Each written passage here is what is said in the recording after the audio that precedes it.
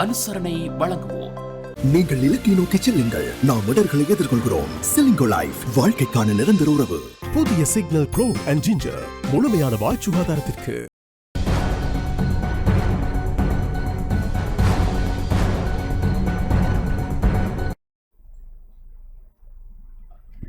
வணக்கம். டான் தமிழொலியின் இரவு நேர பிரதான செய்திகளுடன் இணைந்திருப்பது கோபி கிருஷ்ணா கோஷிகா. முதலில் தலைப்புச் செய்திகள்.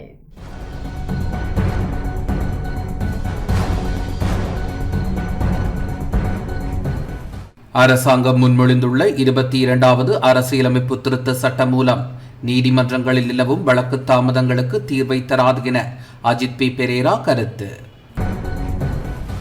நாடளாவிய ரீதியில் உள்ள 2723 பரீட்சை மத்திய நிலையங்களில் நாளை தரம் 5 புலமை பரிசில் பரீட்சை நடைபெற உள்ளதாக பரீட்சைகள் ஆணையாளர் நாயகம் அறிவிப்பு. யாழ்ப்பாணம் செம்மணியில் இன்று 8 மனித எலும்புக்கூடுகள் அடையாளம். திருகோணமலை மூதூரில் தன்னார்வ தொண்டர்கள் 17 பேரின் 20வது ஆண்டு நினைவேந்தல்.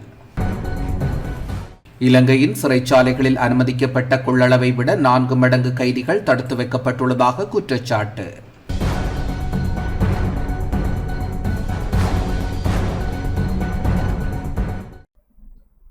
தொடர்வன முதன்மை செய்திகள்.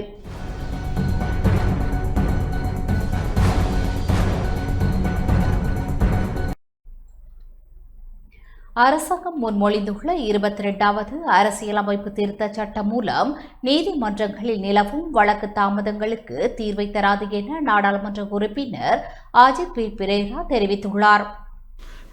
அரசாங்கம் முன்மொழிந்துள்ள 22வது அரசியலமைப்பு திருத்த சட்டம் மூலம் நாட்டின் நீதிமன்றங்களில் நிலவும் வழக்கு தாமதங்களுக்கு எந்தவித தீர்வையும் வழங்காது என ஐக்கிய மக்கள் சக்தியின் நாடாளுமன்ற உறுப்பினரும் சட்டத்தரணியுமான அஜித் பி பெரேரா தெரிவித்துள்ளார்.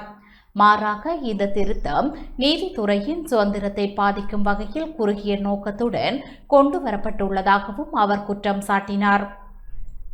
கொழும்பு ஜெயவர்த்தனபுர எதிர்கோட்டையில் உள்ள ஐக்கிய மக்கள் சக்தியின் தலைமை அலுவலகத்தில் நடைபெற்ற ஊடகவியலாளர் சந்திப்பில் கருத்து தெரிவித்த அவர், நாட்டின் நீதிமன்றங்களில் வழக்குகள் நிறைவடைவதில் பெரும் தாமதம் நிலவுவதை தமது கட்சி ஏற்றுக்கொள்வதாக தெரிவித்தார். எனினும் இந்த பிரச்சினைகளுக்கு தீர்வாக புதிய நீதிமன்றங்களை நிறுவுதல், தேவையான நீதிபதிகள் மற்றும் ஊழியர்களை நியமித்தல், நீதிமன்ற நடவடிக்கைகளை டிஜிட்டல் மயமாக்குதல், அத்துடன் சாட்சியியல் கட்டளை சட்டம் மற்றும் சிவில் குற்றவியல் நடைமுறை சட்டங்களை திருத்துதல் போன்ற நடைமுறை நடவடிக்கைகளே அவசியம் என அவர் குறிப்பிட்டார். 2025ஆம் ஆண்டு ஜூன் 30 நிலவரப்படி நாட்டில் சுமார் 11 லட்சம் வழக்குகள் நிலுவையில் இருப்பதாகவும் அவற்றில் 72% அதிகமானவை நீதவான் நீதிமன்றங்களிலும் 23% மாவட்ட நீதிமன்றங்களிலும் நிலுவையில் உள்ளதாகவும் அஜித் பி பெரேரா தெரிவித்தார்.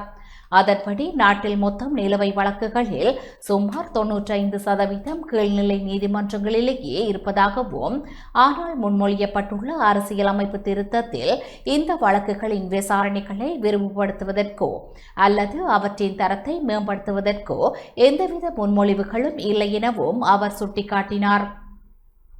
மேலும் மேல் நீதிமன்ற நீதிபதிகளின் ஓய்வு பெறும் வயதை 63ஆகவும் நீதவான் நீதிமன்ற நீதிபதிகளின் ஓய்வு பெறும் வயதை 61ஆகவும் அதிகரிப்பதால் நீதிமன்ற நடவடிக்கைகளில் வேகத்தையோ தரத்தையோ மேம்படுத்த முடியாது என அவர் தெரிவித்தார்.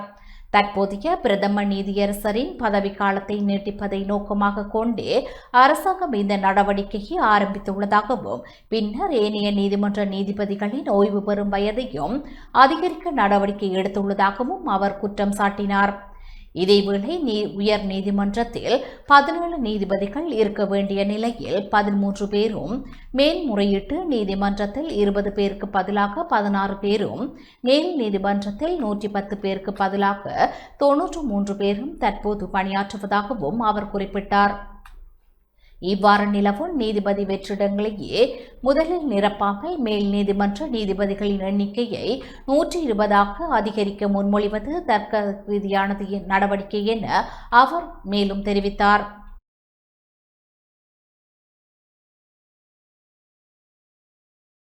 මාසේ 30 වෙනිදා මෙරටේ සම්පූර්ණ නඩු සංඛ්‍යාව ලක්ෂ 11ක් බව සඳහන් කරන අතර මහේස්ත්‍රාත් අධිකරණවල 8,6153ක් දිසා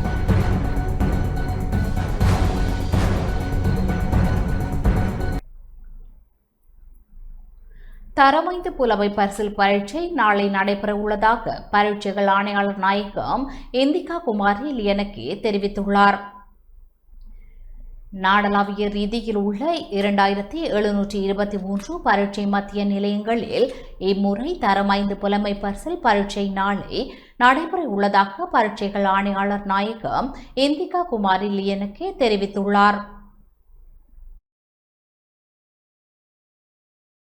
පහසෙනි ශිෂ්‍යත්ව විභාගය සඳහා සියලුම උපකාරක පන්ති පැවැත්වීම நாடளாவிய ரீதியில் உள்ள 2723 பரீட்சை மத்திய நிலையங்களில் தரம் 5 புலமை பரிசில் பரீட்சை நாளை நடைபெற உள்ளதாக பரீட்சைகள் ஆணையாளர் நாயகம் இந்திகா குமாரி லியனகே தெரிவித்துள்ளார். இம்முறை பரீட்சைக்காக மொத்தம் 2,94,089 விண்ணப்பதாரர்கள் தோற்ற உள்ளதுடன் அவர்களில் சிங்கள மொழியில் 2,20,366 விண்ணப்பதாரர்களும் தமிழ் மொழியில் 73,723 விண்ணப்பதாரர்களும் பதிவு செய்துள்ளனர். இப்பரீட்சைக்கான மேலதிக வகுப்புகளை நடத்தும் காலம் ஆகஸ்ட் 5ஆம் தேதி நள்ளிரவுடன் நிறைவடைந்துள்ளதுடன் பரீட்சை முடியும் வரை அச்சு அல்லது மின்னணு ஊடகங்கள் வாயிலாக புலமை பரிசில் பரீட்சை தொடர்பான விளம்பர பணிகளை மேற்கொள்வது முற்றாக தடை செய்யப்பட்டுள்ளதாகவும் இந்திகா குமாரி லியனகே தெரிவித்தார். மேலும் பெற்றோர்கள் பரீட்சை நிலையங்களுக்குள் நுழைவதற்கு அனுமதி வழங்கப்பட மாட்டாது என்றும் அவர் தெரிவித்துள்ளார். மாணவர்களின் மன ஒருமைப்பாட்டை பேணி கவனத்துடன் பரீட்சையை எதிர்கொள்வதற்கு ஏதுவாக பரீட்சை தொடங்குவதற்கு 1 மணி நேரத்திற்கு முன்னதாகவே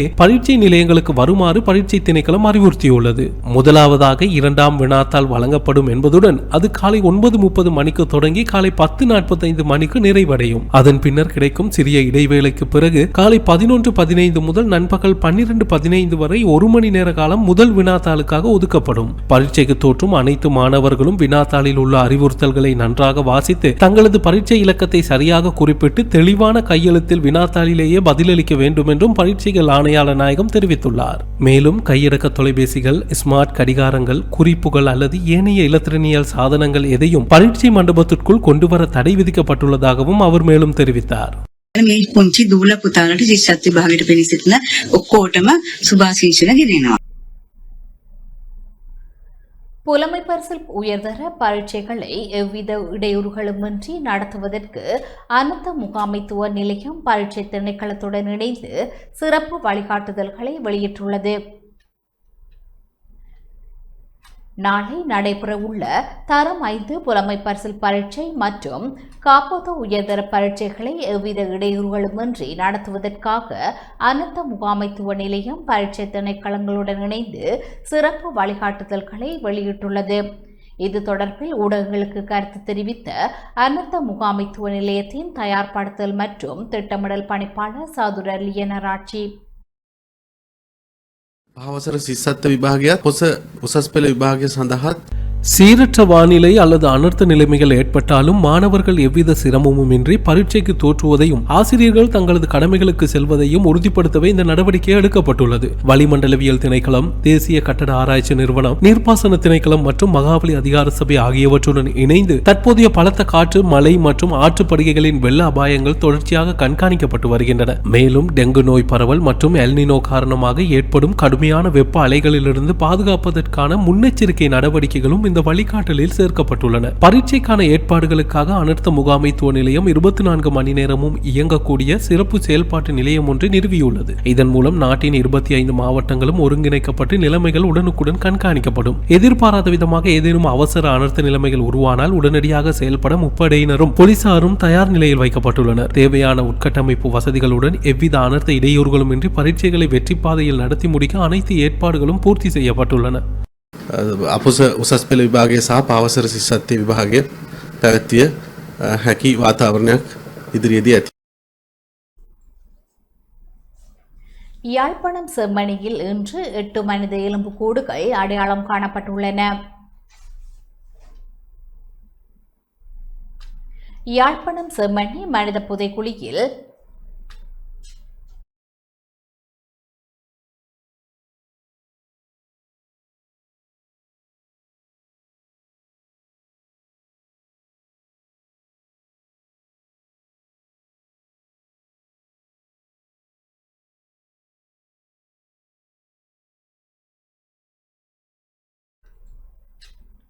இன்று 8 மனித எலும்பு கூடுகள் புதிதாக அடையாளம் காணப்பட்டுள்ளன. இன்று 101வது நாள் அகழ்வு பணி முன்னெடுக்கப்பட்டது. இதுவரை 515 எலும்புக்கூடுகள் அடையாளம் காணப்பட்டுள்ளன. இந்நிலையில் 506 எலும்புக்கூடுகள் அகழ்ந்து எடுக்கப்பட்டுள்ளன. செம்மணி மனித புதைக்குழியில் 3ஆம் கட்ட அகழ்வு பணிகளை 56 நாட்கள் முன்னெடுக்க நீதிமன்றம் அனுமதி வழங்கிய நிலையில் 47வது நாளான இன்று 8 எலும்புக்கூடுகள் புதிதாக அடையாளம் காணப்பட்டுள்ளன. அத்துடன் ஏற்கனவே அடையாளம் காணப்பட்ட 5 எலும்புக்கூடுகள் அகழ்ந்து எடுக்கப்பட்டுள்ளன. இதேவேளை 7 மாறாக தோண்டப்பட்ட 2 சோதனை குழிகளில் ஒரு குழிகளில் இருந்து மனித எலும்புக்கூடுகள் அடையாளம் காணப்பட்டுள்ளன.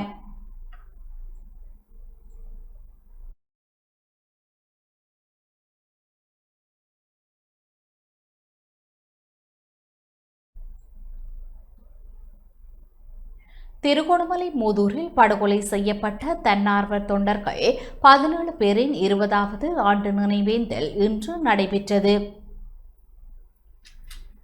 2006ஆம் ஆண்டு இடம்பெற்ற திருகோணமலை மூதூர் படுகொலை செய்யப்பட்ட தன்னார்வ தொண்டர்கள் 17 பேரின் படுகொலை சம்பவத்தில் 20வது ஆண்டு நினைவேந்தல் இன்று அனுஷ்டிக்கப்பட்டது.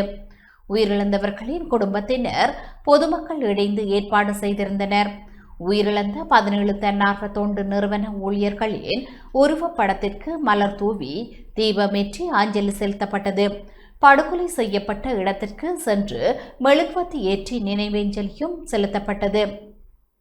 மட்டக்களப்பு மாவட்ட பாராளுமன்ற உறுப்பினர்களான ஸ்ரீநேசன் வைத்தியர், ஸ்ரீநாத் உட்பட வேலன் சுவாமிகள், இந்து மத தலைவர்கள், பொதுமக்கள் என பலரும் கலந்து கொண்டனர்.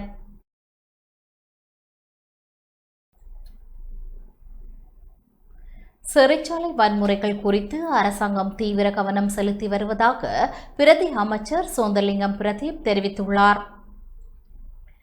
சிறைச்சாலை வன்முறைகள் குறித்து அரசாங்கம் தீவிர கவனம் செலுத்தி வருவதாகவும் போதைப் பொருளை முழுமையாக ஒழிப்பதற்கும் தீவிர நடவடிக்கை மேற்கொள்ளப்பட்டு வருவதாகவும் பெருந்தோட்ட மற்றும்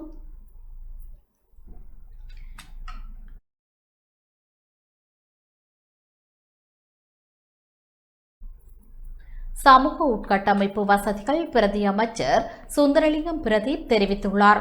இன்று கிளிநொச்சியில் உள்ள தேசிய மக்கள் சக்தி அலுவலகத்தில் ஊடக சந்திப்பை நடத்திய வேளை இவ்வாறு குறிப்பிட்டார்.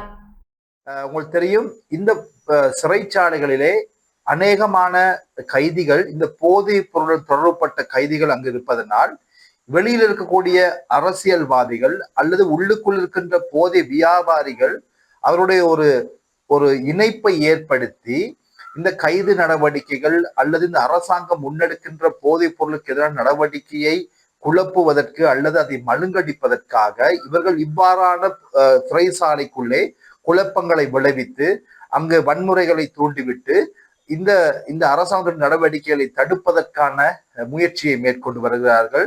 எனவே அரசாங்கம் என்ற அடிப்படையிலே நாங்கள் இந்த குழப்பங்களையும் இந்த வன்முறைகளையும் ஒரு நிதானமான முறையிலே கையாண்டு அதை கட்டுப்பாட்டுக்குள்ளே நாங்கள் கொண்டு வந்திருக்கிறோம்.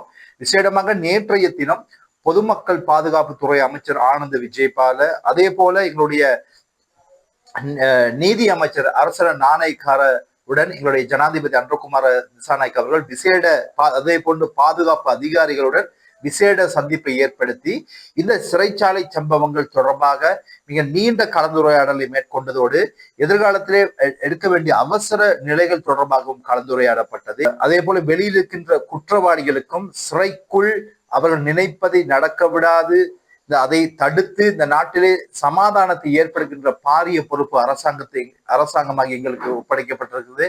நிச்சயமாக நாங்கள் முழு கட்டுப்பாட்டுக்குள் இந்த சிறை சம்பவங்களை கொண்டு வந்திருக்கிறோம். எனினும் இதற்கு எதிராக செயல்பாடுகளுக்கு எதிராக மிக கடுமையான நடவடிக்கைகளை மேற்கொள்வதற்கு நாங்கள் தீர்மானித்திருக்கிறோம்.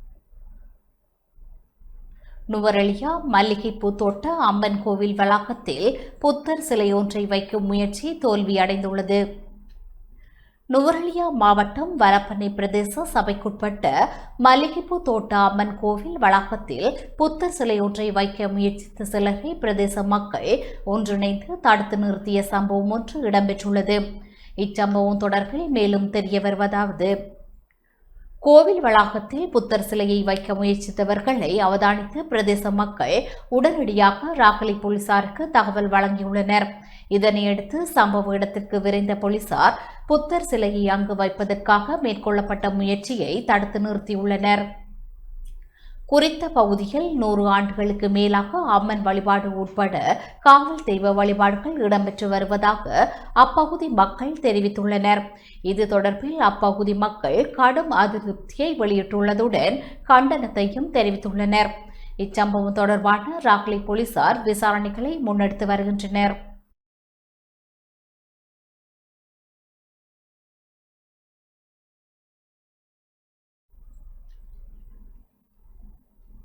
இந்திய மீனவர்களின் வருகை தற்போது தென்பகுதி வரை நீடித்துள்ளதாக வடக்கு மாகாண கடற்தொழிலாளர் இணையத்தின் செயலாளர் NM ஆலம் தெரிவித்துள்ளார். இந்திய மீனவர்களின் வருகை வடக்கில் இருந்து தற்போது தென்பகுதி வரை இடம்பெற்றுள்ள நிலையில் இந்திய மீனவர்களின் வருகையை கட்டுப்படுத்த இனியாவது அரசாங்கம் நடவடிக்கை மேற்கொள்ள வேண்டும் என வடக்கு மாகாண கடற்தொழிலாளர் இணையத்தின் செயலாளர் NM ஆலம் தெரிவித்துள்ளார். இன்று மன்னாரில் ஊடக சந்திப்பை நடத்திய வேளை இவ்வாறு குறிப்பிட்டார். தமிழக மீனவர்கள் இலங்கை எல்லைக்குள் வந்து அத்துமீறி மீன்பிடியில் ஈடுபடுகின்ற விடயங்கள் இன்று வடபகுதியிலே பூதாகரமான ஒரு விடயமாக எமது மீனவர்களால் பார்க்கப்படக்கூடிய சந்தர்ப்பத்தை ஏற்படுத்தியிருக்கின்றது. அவர்களினால் கடல் வளம் அளிக்கப்படுவதும் மீனவர்களின் வாழ்வாதாரம் சேதமாக்கப்படுவதும் அதே போன்று மீன்பிடி வலைகள் உபகரணங்கள் அழிவுக்குட்படுத்தப்படும் பல கோடி ரூபாய் பெறுமதியான மீன்பிடி உபகரணங்கள் அளிக்கப்பட்டிருக்கின்றது. இந்த குறுகிய காலப்பகுதிக்குள்ளே பேசுவதற்கு இதில் ஒன்றுமே இல்லை. பேச்சுவார்த்தை என்பது ஒரு தேவையற்ற விடயம். அவர்கள் எங்களது எல்லையை தாண்ட இருப்பதை முதல் உறுதிப்படுத்துவதற்கு அரசு ஏதோ ஒரு நடவடிக்கை எடுக்க வேண்டும். உடனடியாக அவர்கள் வருகையை கட்டுப்படுத்த இலங்கை அரசு தீர்க்கமான ஒரு நடவடிக்கையை எடுத்தே ஆக வேண்டும். அதற்கு உறுதுணையாக இந்த வடபகுதி மீனவர்கள் இருப்பார்கள். அதே போன்றால் இந்த வடபகுதியை தாண்டி தென்பகுதியிலும் புத்தளம் போன்ற கல்பட்டி புத்தளம் சிலாவும் வரைக்குமான அந்த மீனவர்களின் வருகை இப்போ ஊடுருவி இருக்கின்றது. எனவே இனியாவது அரசு கவனம் செலுத்துமா? அந்த சிங்கள சமூகத்துக்காகவாவது இனி குரல் கொடுக்குமா? இதுகால வரை நாங்கள் பட்ட துன்பத்தை இப்போது அங்கிட்டு இருக்கின்ற மக்களும் பட போகின்றார்கள். எனவே அரசு இன்னும் மெத்தன போக்காக இருக்குமாக இருந்தால் இலங்கை கடல் வளங்கள் அளிக்கப்படுவதையும் அதை நாங்கள் ஈடு செய்ய முடியாத அளவுக்கு கடலை நாங்கள் கைவிடக்கூடிய சூழ்நிலை ஏற்படும் என்பதை இந்த வேளையை நான் பதிவு செய்கிறேன். தமிழக அரசு நிச்சயமாக இந்த விடயத்திலே கவனம் செலுத்தி தமிழக மீனவர்கள் இலங்கை எல்லைக்குள் வராதிருப்பதை உறுதிப்படுத்துமாறு தமிழக அரசுக்கு நாங்கள் இந்த வேளையிலே நாங்கள் தயவான வேண்டுகோளை முன்வைக்கின்றோம். முல்லைத்தீவில் தென்னை பயிர்ச்செய்கையை ஊக்குவிக்க 22.7 மில்லியன் ரூபாய் மானியம் வழங்கி வைக்கப்பட்டது. வடக்கின் தென்னை முக்கோண வலயத்தின் கீழ் முல்லைத்தீவு மாவட்டத்தில் தென்னை பயிர்ச்செய்கையை ஊக்குவிக்கும் வகையில் பயனாளிகளுக்கு காசோலைகள் மற்றும் தென்னம்பிள்ளைகள் வழங்கி வைக்கப்பட்டுள்ளன. பெருந்தோட்டம் மற்றும் சமூக உட்கட்டமைப்பு வசதிகள் அமைச்சர் சமந்த வித்யாரத்ன, கூட்டுறவு பிரதி அமைச்சர் ஓபாலி சமரசிங்க ஆகியோரின் பங்கேற்புடன் நேற்று இந்த நிகழ்வு இடம்பெற்றது. பெருந்தோட்ட மற்றும் சமூக உட்கட்டமைப்பு வசதிகள் அமைச்சின் ஏற்பாட்டில் வடக்கு தென்னை முக்கோண வலய திட்டத்தின் தேசிய தென்னை அபிவிருத்தி வேலை திட்டத்தின் கீழ் முள்ளியவளை விச்சியாபுரம் பகுதியில் நிகழ்வு நடைபெற்றது. இதன்போது முல்லைத்தீவு மாவட்டத்தில் 443 மானியம் பெறும் பயனாளிகளுக்கும் சிறப்பு தென்னை நில மறுவாழ்வு திட்டத்தின் கீழ் தெரிவு செய்யப்பட்ட 72 பயனாளிகளுக்கும் மொத்தம் 22.7 மில்லியன் ரூபாய் பெறுமதியான காசோலைகள் வழங்கி வைக்கப்பட்டுள்ளன. அத்துடன் தென்னை பயிர்ச்செய்கையை விரிவுபடுத்தும் நோக்கில் பயனாளிகளுக்கு தென்னம்பிள்ளைகளும் வழங்கி வைக்கப்பட்டன. இந்நிகழ்வில் வடமாகாண ஆளுநர் வேதநாயகம், முல்லைத்தீவு மாவட்ட செயலாளர் ஆனா உமா மகேஸ்வரன், பெருந்தோட்டம் மற்றும் சமூக உட்கட்டமைப்பு வசதிகள் அமைச்சின் செயலாளர், தென்னை பயிர்ச்செய்கை சபையின் தலைவர் மற்றும் அதிகாரிகள், விவசாயிகள், பயனாளிகள் என பலர் நிகழ்வில் பங்கேற்றனர்.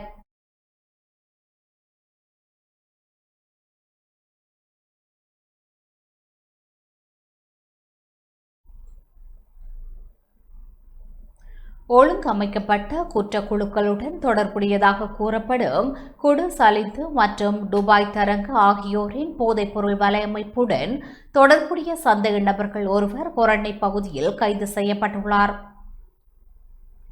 வெளிநாடுகளில் இருந்து போதைப்பொருள் கடத்தல் நடவடிக்கைகளை முன்னெடுத்து வரும் ஒழுங்கமைக்கப்பட்ட குற்றக்குழுக்களுடன் தொடர்புடையதாக கூறப்படும் குடு சலிந்து மற்றும் துபாய் தாரங்க ஆகியோரின் போதைப்பொருள் வலையமைப்புடன் தொடர்புடைய சந்தக நபர் ஒருவர் கொரணை பகுதியில் கைது செய்யப்பட்டுள்ளார்.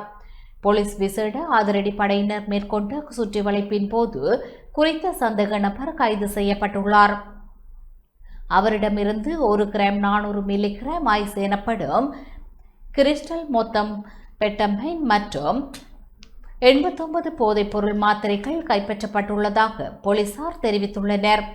இதேவேளை போலீஸ் விசேட அதிரடிப்படையினர் மேற்கொண்ட மற்றொரு சுற்றி வளைப்பில் ரசிக என அடையாளப்படுத்தப்படும் பாரியளவிலான போதைப்பொருள் கடத்தல்காரரின் போதைப்பொருள் வலையமைப்புடன் தொடர்புடைய சந்தக நபர் ஒருவரும் கைது செய்யப்பட்டுள்ளார்.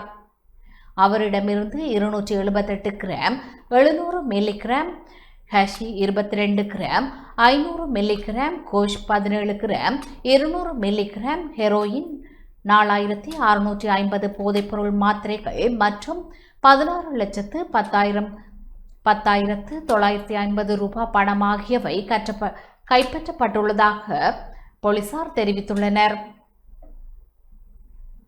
இரு சம்பவங்கள் தொடர்பில் போலீஸ் விசேட அதிரடிப்படையினர் மேலதிக விசாரணைகளை முன்னெடுத்து வருகின்றனர்.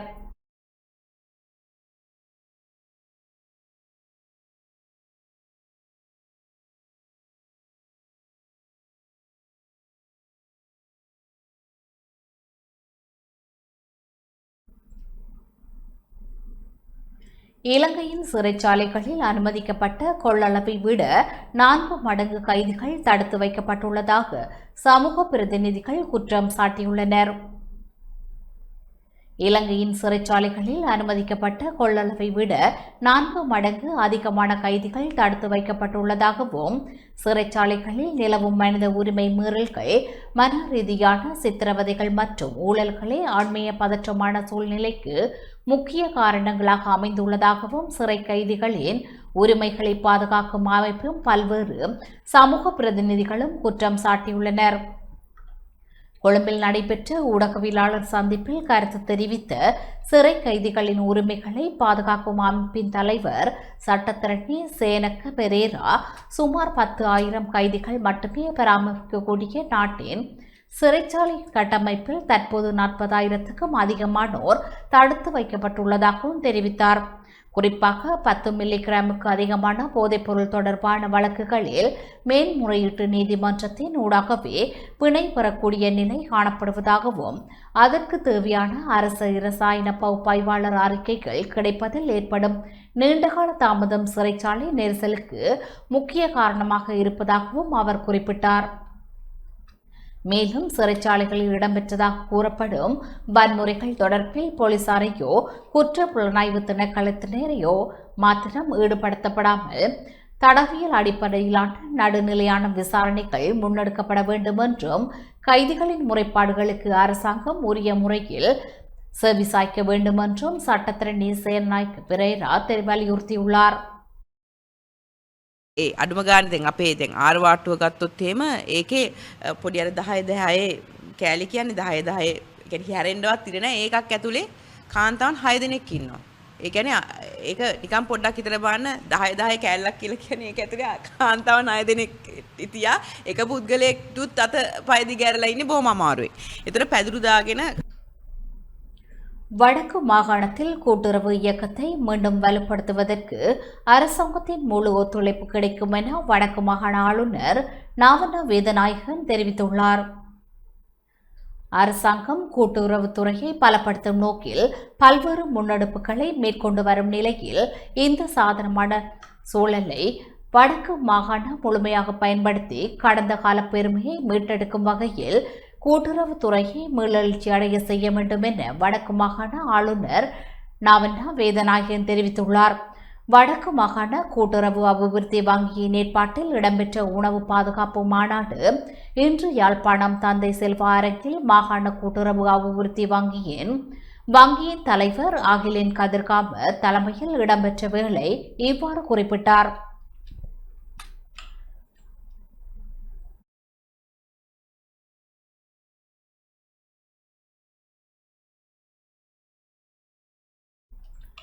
1970 மற்றும் 1980களில் வடக்கு மாகாணத்தின் கூட்டுறவுத்துறை நாட்டிலேயே முன்னணி நிலையில் விளங்கியதாகவும் பின்னர் ஏற்பட்ட போர் உள்ளிட்ட பல்வேறு காரணங்களால் அது பெரும் பின்னடைவை சந்தித்ததாகவும் ஆளுநர் குறிப்பிட்டார்.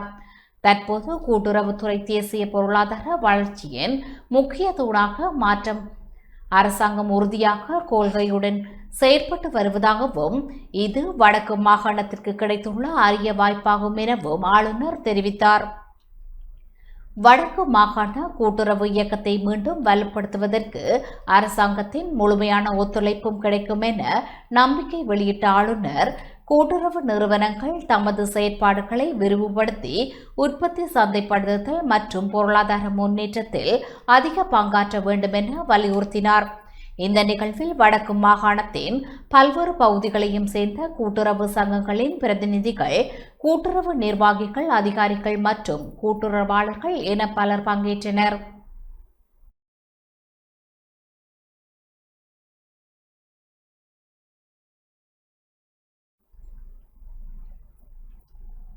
உள்ளூராட்சி மன்றங்களின் வினைத்திறன் மிக்க இயங்கு நிலை தொடர்பான கருத்தமர்வு இன்று கிளிநொச்சி கரைச்சியில் இடம்பெற்றது.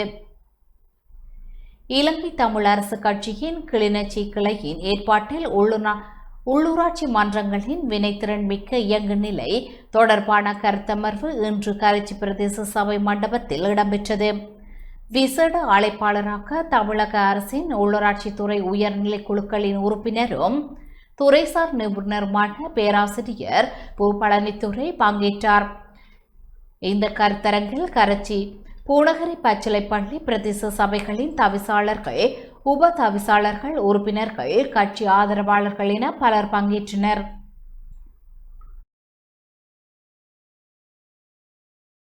ஒரு போருக்கு பிறகு மீண்டெழுந்த நாடு, அதுக்கு உளவியல் சிக்கல் உண்டு. மக்கள் மத்தியிலே அந்த உளவியல் சிக்கல் இருக்கும், ஆட்சியாளர்களுக்கு அந்த உளவியல் சிக்கல் இருக்கும். இதையெல்லாம் மீண்டு வருவதற்கு என்ன செய்ய வேண்டும் என்றால் நம்பிக்கை உருவாக்க வேண்டும். எல்லா இடங்களிலும் நம்பிக்கை வர வேண்டும். இந்த ஆட்சி நமக்கான ஆட்சி, இந்த நாடு நமக்கான நாடு, இந்த பிரதேசம் நமக்கான பிரதேசம், இந்த ஊர் நமக்கான ஊர், அதில் எனக்கும் பங்கு இருக்கிறது என்கின்ற ஒரு உணர்வை மக்களிடம் முதலில் உருவாக்கணும். மக்களுக்கு என்ன தேவை என்று சொன்னால் அந்த நம்பிக்கை தேவை. ஆட்சி, அதிகாரம், அரசியல் கட்சிகள் இவை அனைத்தும் மக்களுக்கானவைகள் என்கின்ற ஒரு உணர்வினை உருவாக்க வேண்டும். ஒரு நாடு சுதந்திரம் அடைந்து விட்டது, ஒரு போரில் இருந்து மீண்டெழுத்திருக்கிறது என்று சொன்னால் புதிய திசை என்ன, நாம் எப்படி அந்த புதிய திசையை நோக்கி செல்ல போகிறோம், புதிய பாதை என்ன, அதுக்கான புதிய தலைமைத்துவம் என்ன. இப்ப எங்க பார்த்தாலும் அந்த சிந்தனை சூழல் என்பது உருவாக வேண்டும். அந்த சிந்தனை சூழலை உருவாக்குவது மக்களுடன் தொடர்பில் இருப்பது. வெரைட்டிஸ் ஆஃப் டெமோக்ரஸி என்று ஒரு இன்ஸ்டிடியூட் இருக்கு. அது ஆய்வு செய்கின்ற பொழுது அதில் சில நம்பிக்கை ஒளி என்னவென்று சொன்னால், இலங்கை மீண்டும் மக்களாட்சியை கொண்டு வருவது வீரியமாக செயல்படக்கூடிய நாடாக தென்படுவதாக அந்த அறிக்கை தந்தது. மக்களை தயார் செய்வோம், மக்களை அறிவார்ந்தவர்களாக, மக்களை நாட்டுக்கான குடிமக்களாக உருவாக்குவதற்கு நாம் முயற்சி செய்வோமானால் மிகப்பெரிய மாற்றத்தை இந்த நாடு செய்ய முடியும். இந்த நாடு மற்ற நாடுகளுக்கு வழிகாட்டக்கூடிய நாடாக கூட வரும். முல்லைத்தீவு புதுக்குடியிருப்பில் பிளாஸ்டிக் பயன்பாட்டை முற்றாக தவிர்க்க நடவடிக்கை எடுக்கப்பட்டுள்ளது. முல்லைத்தீவு புதுக்குடியிருப்பு பிரதேச சபை எல்லைக்குட்பட்ட அனைத்து உணவகங்களிலும் லஞ்சிட் மற்றும் பிளாஸ்டிக் பயன்பாட்டை முற்றாக தவிர்க்க நடவடிக்கை எடுக்கப்பட்டுள்ளது. இதற்கு மாற்றாக வாழை இலை உள்ளிட்ட இயற்கை இல்லங்களை பயன்படுத்தும் நடைமுறையை அறிமுகப்படுத்துவது தொடர்பான விசேட கலந்துரையாடல் நேற்று இடம்பெற்றது. புதுக்குடியிருப்பு பிரதேச சபையின் தலைமை அலுவலகத்தில் நடைபெற்ற இந்த கலந்துரையாடலில் சுற்றுச்சூழலுக்கு உகந்த உணவு பரிமாறல் முறைகளில் அவசியம் குறித்து உணவக உரிமையாளர்களுக்கு விரிவாக விளக்கமளிக்கப்பட்டது. இதன்போது அடுத்த 1 மாத காலத்துக்குள் லஞ்சிட் மற்றும் பிளாஸ்டிக் உணவுப் பொதிகளின் பயன்பாட்டை முற்றாக நிறுத்துவதற்கு நடவடிக்கை எடுக்கப்படும் என அறிவிக்கப்பட்டுள்ளது. இந்த முயற்சிக்கு உணவக உரிமையாளர்களும் முழுமையான ஒத்துழைப்பை வழங்குவதற்கு இணக்கம் தெரிவித்துள்ளனர். புதுக்குடியிருப்பு பிரதேச சபையின் தவிசாளர் வேலாயுதம் கரிகாலன் தலைமையில் நடைபெற்ற இந்த கலந்துரையாடலில் பிரதேச சபையின் செயலாளர், உத்தியோகத்தர்கள், வருமான பரிசோதகர்கள், பொது சுகாதார பரிசோதகர்கள் மற்றும் உணவு உரிமையாளர்கள் உள்ளிட்ட பலர் கலந்து கொண்டனர்.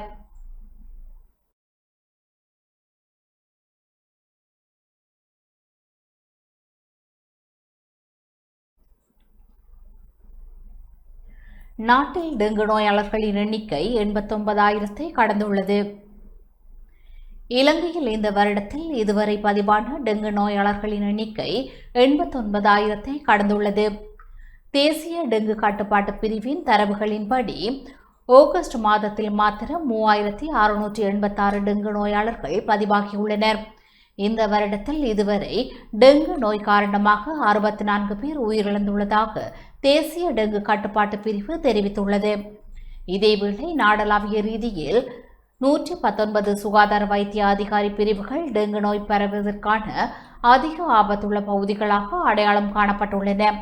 அடையாளம் காணப்பட்டுள்ள அதிக ஆபத்துள்ள பகுதிகளில் நுழம்பு ஒழிப்பு நடவடிக்கைகள் தொடர்ச்சியாக முன்னெடுக்கப்பட்டு வருவதாக தேசிய டெங்கு கட்டுப்பாட்டு பிரிவு தெரிவித்துள்ளது.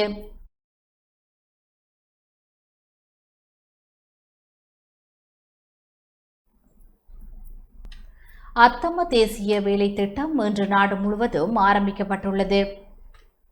முழு நாட்டையும் தூய்மையாகவும் அழகாகவும் மாற்றும் நோக்கில் அத்தம தேசிய தூய்மை வேலை திட்டம் இன்று நாடு முழுவதும் ஆரம்பிக்கப்பட்டுள்ளது. ஒன்றாக இணைப்போம், சுத்தமான இலங்கையை கட்டியெழுப்புவோம் என்ற துணைப்பொருளின் கீழ் இந்த வேலை திட்டம் முன்னெடுக்கப்படுகின்றது. கிளீன் ஸ்ரீலங்கா வேலை திட்டத்தின் கீழ் நாட்டின் அனைத்து கிராம சேகவர் பிரிவுகளையும் உள்ளடக்கும் வகையில் இந்த தேசிய தூய்மை வேலை திட்டம் முன்னெடுக்கப்படுகின்றது. இதன் கீழ் கிளிநொச்சி மாவட்டத்திற்கான பிரதான ஆரம்ப நிகழ்வு கண்டாவளை பிரதேச செயலாளர் பிரிவுக்குட்பட்ட கல்லாறு கிராம அலுவலர் பிரிவில் இடம்பெற்றது. கண்டாவளை பிரதேச செயலாளர் தானா பெருந்தாகரின் தலைமையில் நடைபெற்ற நிகழ்வில் பாராளுமன்ற உறுப்பினர் கருணநாதன் இளங்குமரன் கலந்து கொண்டு அத்தம தேசிய தூய்மை வேலை திட்டத்தை ஆரம்பித்து வைத்தார்.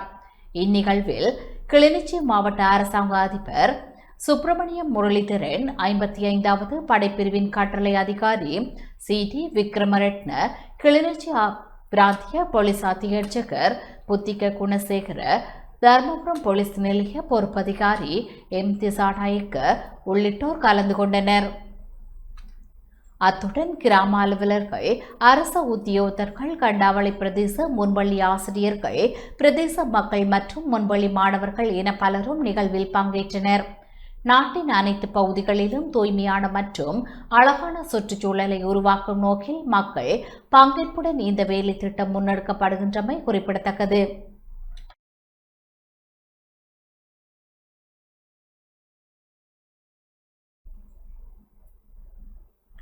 யாழ்ப்பாணம் அச்சுவேலி பிரதேச வைத்தியசாலையில் அரசாங்கத்தின் கிளீன் ஸ்ரீலங்கா வேலை திட்டத்தின் கீழ் இன்று விசேட தூய்மைப்படுத்தும் பணி முன்னெடுக்கப்பட்டது.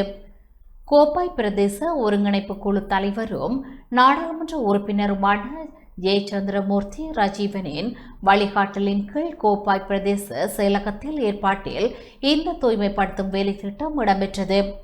கோப்பாய் பிரதேச செயலாளர் ஈனா தயாருபன் தலைமையில் இடம்பெற்ற இந்நிகழ்வில் கிளீன் ஸ்ரீலங்கா பிரதேச ஒருங்கிணைப்பாளர் வைத்திய நிபுணர் சி. நித்யரூபன், அச்சுவேலி பிரதேச வைத்தியசாலை வைத்திய அதிகாரி யோதிவேல் நிஷாந்தி உள்ளிட்ட பலரும் கலந்து கொண்டனர். இதன்போது அச்சுவேலி பிரதேச வைத்தியசாலை வளாகம் மற்றும் அதனை சூழவுள்ள பகுதிகள் முழுமையாக சுத்தப்படுத்தப்பட்டன. அத்துடன் வைத்தியசாலை வளாகத்தை தொடர்ச்சியாக தூய்மையாகவும் சுகாதாரமான முறையிலும் பேணுவதன் அவசியமும் வலியுறுத்தப்பட்டது. இந்த சிரமதான பணியில் கோப்பாய் பிரதேச செயலக உத்தியோகத்தர்கள், பிரதேச சபை உறுப்பினர்கள், விமானப்படையினர், போலீஸ் உத்தியோகத்தர்கள் மற்றும் மக்கள் என பலரும் பங்கேற்றனர். இன்றைய தூய்மை பணியுடன் இந்த வேலை திட்டம் நிறைவடையாமல் தொடர்ச்சியாக முன்னெடுக்கப்பட வேண்டும் எனவும் அச்சுவேலி வைத்தியசாலை வளாகத்தின் தூய்மை மற்றும் சுகாதார தரத்தை தொடர்ந்து பேணுவதற்கான நடவடிக்கைகளை மேற்கொள்ளுமாறும் பிரதேச செயலாளர் கேட்டுக்கொண்டுள்ளார். தூய்மையான சூழல், ஆரோக்கியமான மக்கள், தூய்மையான தேசம் என்ற இலங்கை நோக்கி அரசு அதிகாரிகள், பாதுகாப்பு தரப்பினர் மற்றும் பொதுமக்களின் பங்களிப்புடன் இவ்வாறான மக்கள் நலன் சார்ந்த பணிகள் தொடர்ச்சியாக முன்னெடுக்கப்பட வேண்டும் எனவும் வலியுறுத்தப்பட்டது.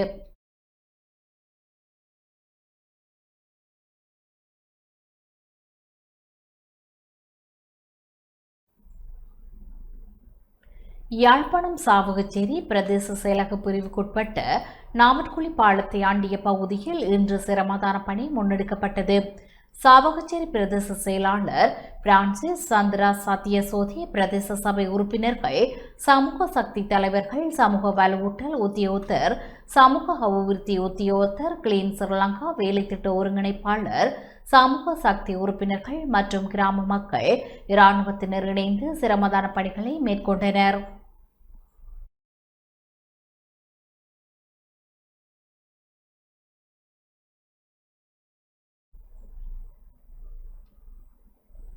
முல்லைத்தீவு ஒட்டுசுட்டான் நகரில் அத்தம்மா வேலை திட்டத்தின் கீழ் இன்று பாரிய சிரமதான பணி இடம்பெற்றது. ஒட்டுசுட்டான் தாண்டோன்சுவரர் ஆலய வளாகத்தை அண்டிய ஒட்டுசுட்டான் நகர் பகுதியில் வீதியோரங்கள் வடிகான்கள் துப்புரவு செய்யப்பட்ட இந்த வேலை திட்டத்தில் தேசிய மக்கள் சக்தியின் நாடாளுமன்ற உறுப்பினர் சே திலகநாதன், முல்லைத்தீவு மாவட்ட அரசாங்க அதிபர் அண்ணா உமா மகேஸ்வரன், ஒட்டிசுட்டான் பிரதேச செயலாளர் ஈனா நிஷாந்தன், முல்லைத்தீவு மாவட்ட அனர்த்த முகாமைத்துவ பிரிவு உதவி பணிப்பாளர் உள்ளிட்ட அரச பதவி நிலை உத்தியோகத்தர்கள், பிரதேச செயலக ஊழியர்கள், திணைக்கள ஊழியர்கள், ஒட்டிசுட்டான் போலீஸ் நிலைய பொறுப்பதிகாரி உள்ளிட்ட போலீசார், 592வது படைப்பிரிவு பொறுப்பதிகாரி உள்ளிட்ட இராணுவத்தினர், இலங்கை செஞ்சிலுவை சங்கத்தினர், வர்த்தகர்கள் உள்ளிட்ட பலரும் பல்வேறு தரப்பினரும் இணைந்து கொண்டனர்.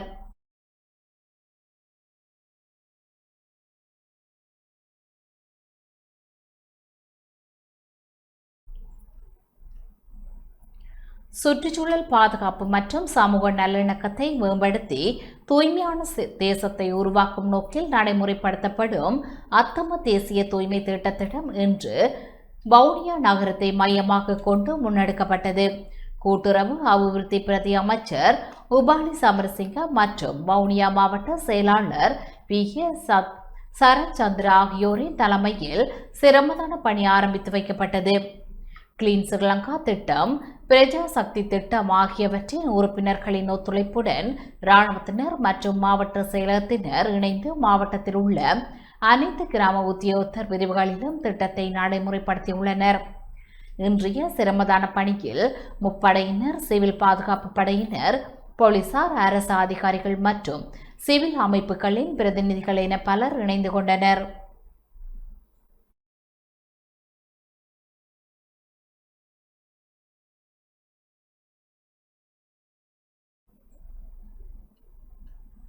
அரசாங்கத்தினால் மேற்கொள்ளப்படும் அத்தம்மா எனப்படும் தேசிய தூய்மை வேலை திட்டம் மட்டக்களப்பு காத்தாங்குடி பிரதேச செயலாளர் பிரிவில் இன்று புதிய காத்தாங்குடி வடக்கு கிராம உத்தியோகத்தர் பிரிவில் உள்ள கடற்கரையில் ஆரம்பித்து வைக்கப்பட்டது.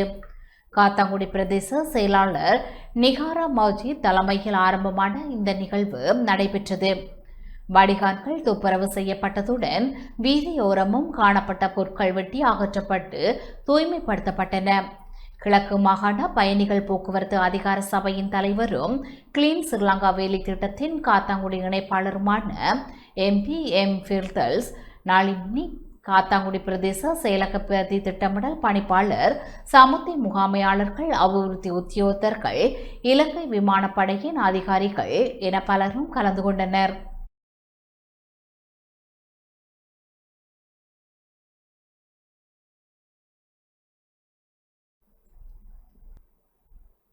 இத்துடன் டான் தமிழொலியின் இரவு நேர பிரதான செய்திகள் நிறைவடைந்தன.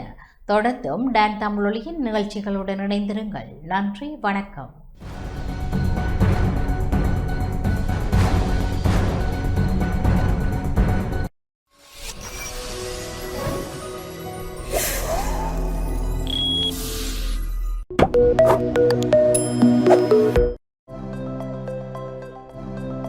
அனுசரணை வழங்கியோர். நீங்கள் இலக்கை நோக்கி செல்லுங்கள், நாம் இடர்களை எதிர்கொள்கிறோம். செலிங்கோ லைஃப், வாழ்க்கைக்கான நிரந்தர உறவு. புதிய சிக்னல் ப்ரோ அண்ட் ஜிஞ்சர் முழுமையான வாய் சுகாதாரத்திற்கு